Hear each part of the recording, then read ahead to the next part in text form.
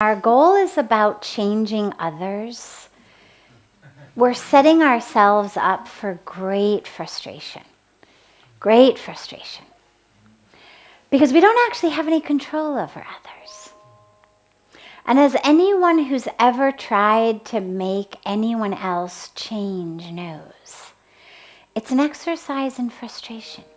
And this is true not only when there are people who are just friends, colleagues, other classmates, or neighbors, or whoever they may be. But it's even true when they're close loved ones and family members. This is what creates so much trouble in families, is we want to change each other. Now, we always want to do it in our minds for the other person's benefit. Nobody thinks, oh, I know I'm going to change somebody in a really bad way for them. I'm going to mess up their life. We always think, I'm going to help them. I'm going to show them. I'm going to teach them. But what the other person hears and feels is, there's something wrong with me. You think you're better than I am. You don't accept me. And it almost never, ever, ever works. And this is true in marriages. It's true with husbands and wives, with parents and children. It's true on every relationship level. And that's with people who actually have an agenda to stay with you.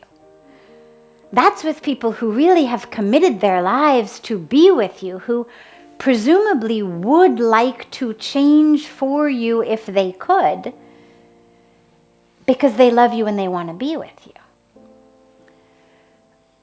Random people in the outside world have no interest in changing for you.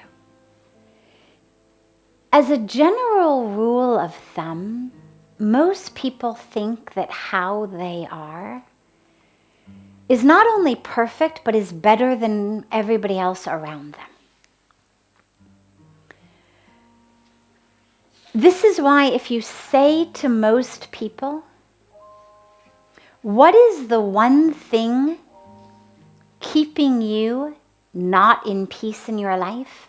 Or what's the one thing keeping you from happiness in your life? The vast majority of people will blame someone else. It's my husband, it's my wife, it's my mother-in-law. And it may not be them completely. It may be my husband works too much. Or he is too demanding. Or my mother-in-law this, or whatever it may be. But the vast overwhelming majority of people will point to something outside themselves. It may be their boss. It could be the weather. But to almost everyone, they are perfect. This is why when we have fights, have you ever heard of someone in a fight say, for God's sakes, tell me how I can improve and be a better person, would you? Nobody says that. People say, for God's sakes, be a better person. For God's sakes, be like this, do that, can't you see? People don't say, come on, show me the light. Come on, help me get rid of this ego. People say, come on, stop being so stuck in your ego. Come on, stop being so ignorant. Stop being in the darkness. We all think we are living in the light. We are the right ones and other people are the problem. And I share this because it's important to realize that even though when you want to help someone, you're doing it out of this beautiful place in you that has experienced something, touched something that is so real and so beautiful. But until and unless someone says to you, teach me, show me, help me, they're not going to listen. And this is a really important rule of thumb in our relationships, especially as we grow on our spiritual path, because as we grow, we want to share. We want to teach, we want to show, we see people struggling, we see them slipping, we see them falling, we see them miserable. And we want to help. The problem is in most cases in their mind. Their problem isn't themselves, their problem is someone else. And it may be their childhood, it may be their mother, their father. It may be something today. But a really good rule of thumb, it's a personal rule of thumb that I use as well in my life. Until and unless someone says to me, help me, guide me, teach me, show me,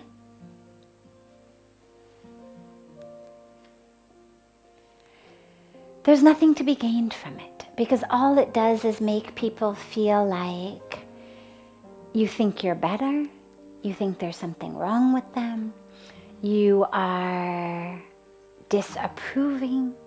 So instead of that, don't worry. Don't worry about changing them. They'll change when their moment comes. But what you can be is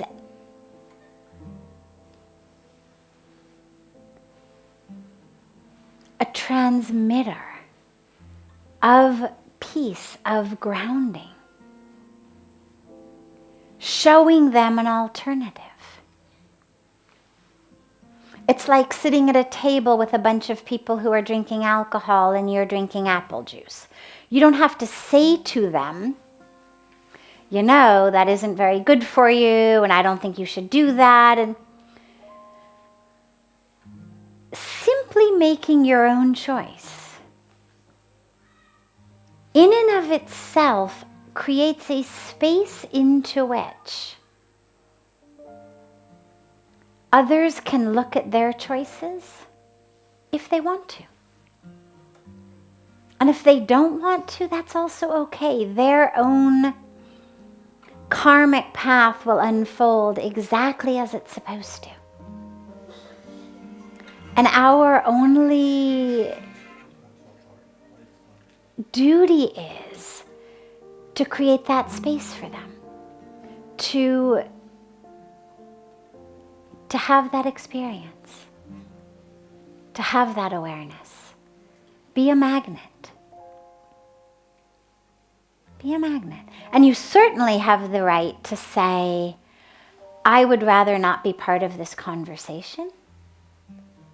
You certainly have the right to say, this is not a conversation I feel comfortable with.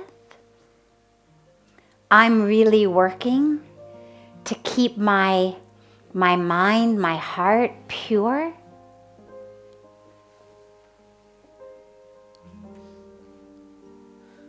And not to take in untruths, negativity, toxicity. By any way. We don't only take things in by our mouths, it's not just what we eat. We're very careful about what we eat, about the air we breathe, about the water we drink. But what about all the nonsense that we're listening to with our ears? It's going inside. So in the same way that you would say, no thanks, I'd like not to drink that tap water, I'd much rather have it filtered, please. Or I'd really rather not eat that food that isn't cooked properly. I'd much rather eat this food that was cooked cleanly and hygienically and sattvically. You absolutely have the right to say, in the same way that I take care of the water I drink and the food that I eat and the air that I breathe, I also am taking care of the energetic influences to me. And so I really would like not to be part of this conversation.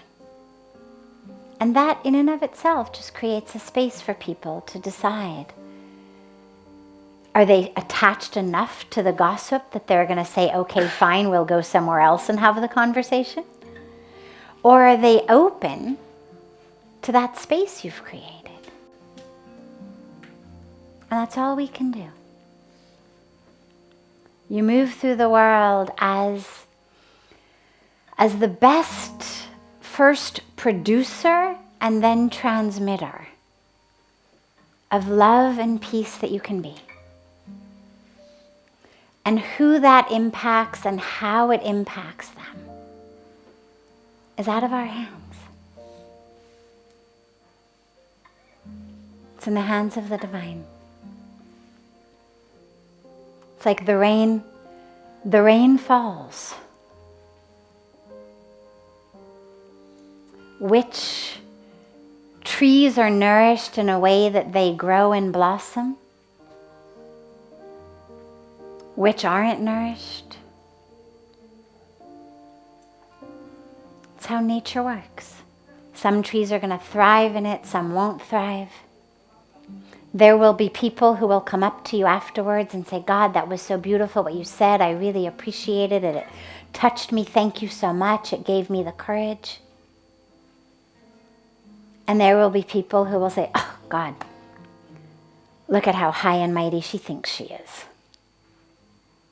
And there'll be everyone in between. But that's not your responsibility. Their reactions are not your responsibility. Your responsibility is just in the purity of your own action. Take care of your heart, your mind, your truth, your energy. And have faith. The world will take care of its repercussions.